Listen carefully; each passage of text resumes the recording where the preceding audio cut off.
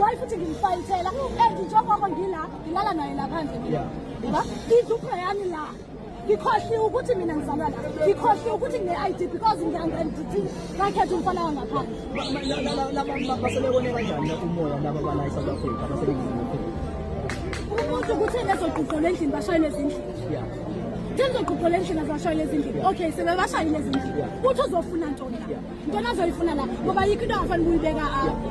ngoba phela ngithi laba abantu akabafuni bayabazona ntoni abayifuna la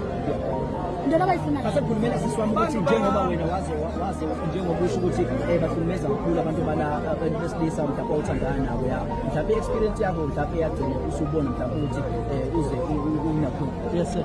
bana wami ya sisi wami ya sengisho ukuthi njengoba walithola uthando ngami abantu baseningizimu Afrika kanjani ngizomlandela zizinja abafana balapha zizinja mina umntwana ngangifaka iplastic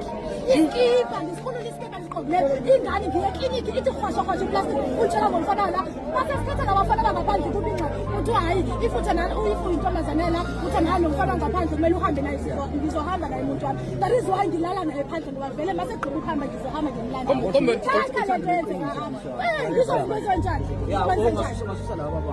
ngizokwenza njani naye usunamntwana naye.